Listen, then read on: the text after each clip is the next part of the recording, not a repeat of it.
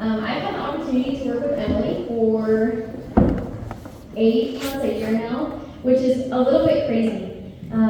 I actually served my mission in Tegucigalpa, Honduras, which is the same mission that Emily served in, and shortly after I came back, she reached out to me on social media to make me aware about the Marcovia project. And after talking, we spoke for a little bit, and I really, oh yay! I can run it, it's okay. It's just a little short one. Thank you so much, Anthony. After talking for just a little bit, Emily offered me the opportunity to actually work with the Marcovia project, which was a fulfillment of one of my dreams from my childhood. This is something that I truly am so passionate about, and I'm so grateful for. Before I begin, I just want to express my gratitude to every single one of you, to Emily, to Anthony, to all of the board members, and for everybody that makes this possible. I am so grateful for the opportunity that I have to be here today and to be part of this, because it truly is something so special to my heart and something that I'm so grateful that you all see the value in. Today, I'd like to spend just a little bit of time and talk about the importance of opportunities and dreams. I promise that I won't take too much time. I'm a little nervous, so it might not be the most formal presentation ever, but we're just going to kind of roll with it. This past summer, I had the opportunity to visit Honduras with my dad, actually, who surprised me tonight by flying out here from Arizona to support me. But we were able to go back and visit a little bit of my mission and visit Marcovia, Armando, and Nelly, who are some of the only people in Honduras that are there supporting this cause, helping us out with the foundation. During this trip, I was just shocked to see how much of a difference this little organization has made and how much progress it's had over the past 2.5 years. I wanted to share just a couple stories of what I saw while I was there, of some of the changes that the foundation is making.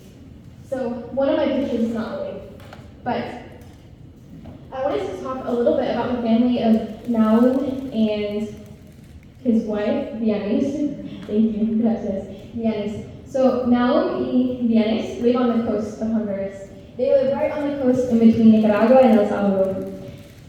Every day at about 2 in the morning, Naum would leave his house and bring his 2 twin boys with him on a little boat to go in the water in a little bit of a dangerous area, right in between the borders, to fish. Every day they would hope for maybe 2 or 3 fish because they only had a single pole between them. These fish were for their family to eat. They had no clean water, they had no source of income, and they had no hope. They had nothing except for these fish that they would be able to catch. Now I'm excited to announce that when I visited them in the summer, they were ecstatic to tell me that every day they're bringing in bucket loads of shrimp, they're bringing in tons of fish, and they're selling it. They're able to make a living, they're able to help their kids. One of their sons is now actually attending school through our scholarship program. They've been able to help, or been able to start reconstructing part of their house so that when the rains come every summer, they don't have to worry about it being washed away and restarting every year. And I wanted to talk just a little bit about how this happened. This change has happened in just under a year, and it all happened because of one item, a fishing net. This family only had 1 pole, and they did not have the funds to buy a fishing net. The donations that we received to sponsor them were not $100,000. It was not even $1,000. They received $405, which gave them the opportunity to buy this net. Gave them the opportunity to bring in fish, to sell to their community, to build a business, and to be able to help others near them. They now have other family members living with them. They're helping their family members prepare for their children to go to school. They're helping us find other people to help. They've paid their loan back in full, and they're hoping to continue growing their business and thriving. Now they don't just eat fish every day. They're able to trade with other people. They're able to support themselves financially. And like I said, they're able to have a better home, more stability. The difference from our lifestyle here and the lifestyle in Honduras is something that I cannot believe. I'm so grateful for the opportunity that I had to serve my mission there, because without it, I don't think I would have been able to understand how much I have and how much that I need to give. I want to take just a minute and talk about one of the family before moving on. Oh, this is a picture of them. This is me in the corner here. I got to learn how to, I don't know how you say it in English, but how to take the heads off of the shrimp. And I got to help them do that and prepare a meal for us. So this is just an example now of what they bring in every day. So they went from 2 or 3 fish to, like I said, bucket loads that they can now sell. They can sell it as meals, they can sell it to others to redistribute for restaurants, things like that. And it's been an incredible change in their lives. The other family that I want to speak briefly on is the family of Raphael. What you see here is Raphael's office. This dump is where he went every single day. As soon as all of the trash trucks came and dumped everything there, he was there with his entire family. All of his sons, all of his daughters, and his wife. Every one of them spent the entirety of their day digging through these trash piles, looking for scraps of metal and plastic, probably about this big. They don't have protection, they don't have masks, they don't have gloves, they don't have food to eat, right? Every day they would go and they would look through these trash piles, looking for their next meal. Because every Tuesday, he would be able to pay a small price to get a ride into the city from somebody who had a truck to turn it in. And he'd be able to recycle bottles that he found, metal that he found, and he'd be able to turn that in for money. But out of all of this, the day that we visited him, he had been out there working since 2 or 3 in the morning. Out of all this, this is what he had. Every day, him and his children were raking through garbage just for the opportunity to pay for their next meal. When I spoke to Raphael, he told me that a year ago, his family was lucky if they had 1 meal a day. Right? And it wasn't some big fancy meal, it wasn't something that sustains them, but it was 1 meal a day to share with their family. He now, with tears in his eyes, told us that because of the organization, they're able to have 3 meals. His children are now attending school. His wife still helps him to work, but he started his own business. This bag right here are all the bottles that he collected when we were there. We visited him in his home, and he showed us each one of these bags is equivalent to about $7 US. All of that work is $14 right there. All right? So it's something that you can tell it's not going to go very far, but that's what he has. Raphael is one of the hardest workers I've ever met in my life. He's one of the most grateful, humble people I've ever seen. And I was so ecstatic to learn that we were able to help him when he had his entrepreneurial idea. He noticed while he was in the dump, he noticed while he was in the dump that there were all of these bags over here. All these bags in the corner. Those bags are what are used to carry different materials, whether it's vegetables, metals, things like that. Everybody needs them. That's what's used, carried around in different businesses. And he realized that they're all just being thrown away. So what he decided to do was he was going to go and collect as many as he could as he was collecting the other materials.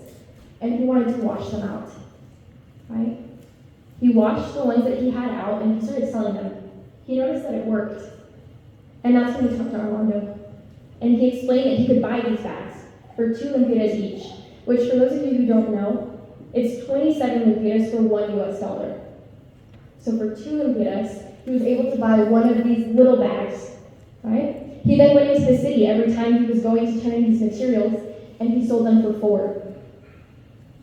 So not only was he able to cover the cost of what he was spending, but he was able to double it, right? His revenue has been 50% more. This was one of my favorite visits that we were able to make this summer, because Raphael touched me more than anyone else. I had the opportunity to visit his home, to see his family, to see them doing better. As I shared before, they were only eating 1 meal a day. Raphael shared with us with tears in his eyes that he was so grateful for the fact that he and his children were able to eat 3 times a day. They were able to buy clean water, a luxury in Honduras that many do not have. They're able to play. His children don't spend all day in the dump, right? They're able to be happy, to be healthy. And he has big dreams. He has dreams of continuing to grow, of owning his own house, of building his own house, and it's something that he started actually. He collects materials from the dump when he sees them, and he started a little house on the back of the property, and we were able to go look and go see.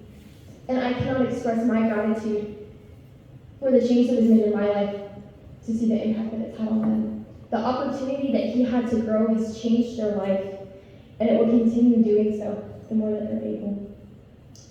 I cannot express enough how passionate I am about this. I'm grateful for every single opportunity that I've had here, for the fight that my parents have fought so that I can go to school, I can receive an education. And to know that there's families out there that are scraping by without being able to provide a future for their children breaks my heart. But I know that as we continue supporting them like this, that they'll be able to have a brighter future. Really quick, I know I'm running out of time, but I have one more quick thing to share. And this is probably one of my favorite things that we do at the Marcovia project. An idea that Armando came up with is the library. As a child, I remember every summer I would go to the library. I would race my brothers and my sisters doing the little library challenges where you read as many books as you can, and you scribble it out, and then whoever wins goes back to the library and get a little prize, right? The library is one of my favorite places because I could read as many books as I want, I could take whatever I wanted home, and for my parents, it was free. It was great. It's a great distraction. In Honduras, there are no libraries. There's no money for libraries. You cannot afford that when you cannot afford the necessities. So something that we've done is we have a little bookshelf, and it really is just one bookshelf, but it's our library. We have the opportunity to provide books to children like this who have never had a book to read, never had a book to take home. Some of them, their parents had never read with them. I had the opportunity to sit with them and to read with them over the summer, and it was one of the most amazing things I've ever experienced.